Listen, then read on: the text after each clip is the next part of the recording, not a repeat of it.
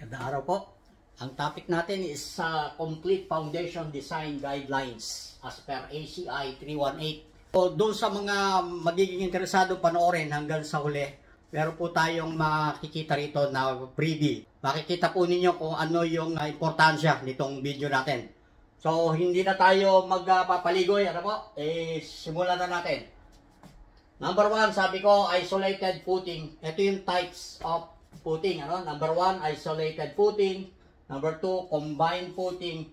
And 3, retaining wall. Ito yung types of footing.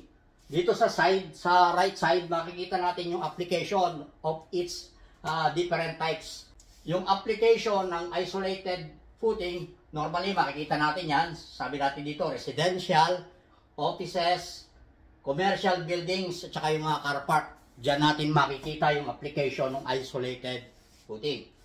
Yung number 2, combined footing. Meron tayong dalawang klase, square and rectangular. Ang application naman niya is industrial, manufacturing plant, heavy machinery plant. Number 3, retaining wall bases. Yung retaining wall, meron tayong mga video na diniscuss natin yan. Iba't ibang klaseng application. So, meron tayong cantilever at saka yung concentric. Ang application nito sa basement, yung mga building na merong mga parking sa ilalim. Kaya sabi natin dito, basement, pwede rin siya sa fences, yung mga bakod, footings, yung mga retention wall, meron tayong embankment do sa kabilang side. And then yung kabilang side, walang laman. Kaya kailangan natin ng retaining wall. But ang pinag-uusapan natin dito, yung type ng foundation na magsusupport doon sa retaining wall. Dahil ang topic natin is foundation. So magpatuloy tayo.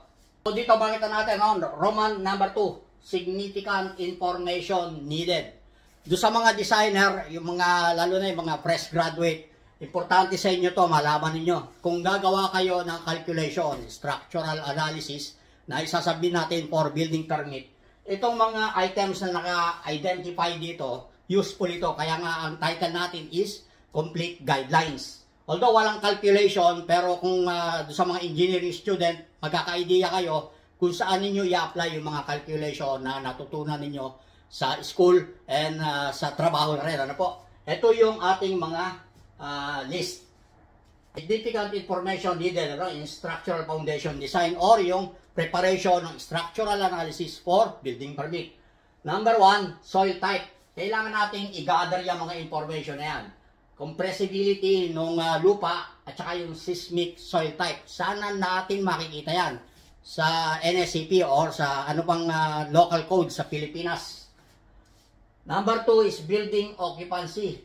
Kung ano yung type ng function ng building na gagawin natin, kailangan natin, let's say, residential ba siya or offices, warehouse, whatsoever. Ano po? Number 3 is structural frame type. Ito kailangan natin pagka nag-compute tayo ng earthquake load. Specification and parameters to be included in structural calculation. Later, pakikita ko sa inyo yung sample. Number 1 is SBC or soil bearing capacity. Kung wala kayong report, kailangan natin mag-request ng geotechnical report. Kailangan natin itong mga data na yan. Soil bearing capacity o seismic data on site. Kailangan natin niyang i-determine o hingin sa geotechnical engineer. Number 2 is concrete strength. Specify natin kung ano yung assumption natin o gagamitin natin sa calculation. Number 3 is rebar yield strength. Sa calculation, kailangan palagi nandyan yan. Yung specification natin na materials na gagamitin natin. Concrete at saka yung rebars.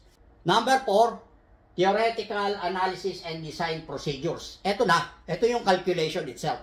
So, sabi ko nga, wala tayong ipakikitang numerical calculation. But ito yung procedures. Number 1, load calculation. Kailangan nating ma-identify dead load, live load, earthquake load, wind load. Yan yung mga primary loads. Plus, consider natin, base sa code, yung mga combinations. Madali lang naman po yan. Direct substitution, tignan natin sa code. Number 2 is determination of maximum bending and shear. Yung structural analysis, dito natin makikita yung critical part. Nagkaroon ng bending dahil do sa push ng lupa, tinulak ng weight ng building, nagkaroon ng bending sa ilalim ng foundation. Para hindi siya mabali, kailangan natin i-design. Malaman natin yung critical bending and shear ng structure. Number 3 is derivation of footing dimension, thickness, and rebar sizes. Ito na yung design itself. Once na makuha natin ang critical bending, i-apply natin itong number 3. Anong gagamitin natin dyan? Yung flexure formula. So, yung mga estudyante, tsaka yung mga experience sa engineering, alam nila kung anong tinutukoy natin dito. Ulitin natin, pag gagawa kayo ng structural calculation for building permit, lagi ninyong ilalagay sa front page itong design parameters. Importante yan. Meron ako isang video, pinakita natin doon yung mga parameters, itong nakasulat dito. Sa pinakikita ko sa inyo ngayon sa board, wala tayong numbers. Pero kung gusto ninyong makita, panoorin po sana ninyo yung isang video ko, may mga corresponding values yan. Dito, in-identify lang natin kung ano yung mga components na dapat nating ilagay. Ito, ang example na nilagay ko is 150 kPa. Yung strength ng concrete is 21 MPa. And then yung FY, yung yield strength ng bakal is 276. Dito sa baba, pinakita natin yung mga loadings, basic load consideration. Bakit ko binigyan ng specific number ito? Kasi later in this video, pag natapos ninyo, meron kayong makikita na table. Ready-made design output na applicable for residential.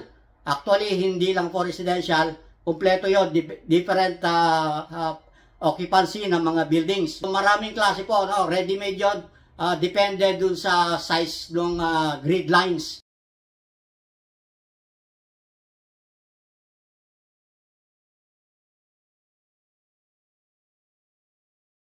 Sana po na gustuhan ninyo yung mga tables na pinakita natin dyan, mga ready-made sizes na foundation. May mga bakal na yan.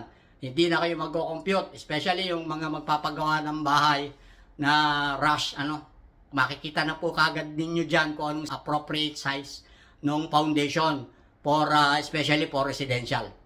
Salamat po. Kita tayo ulit susunod. God bless.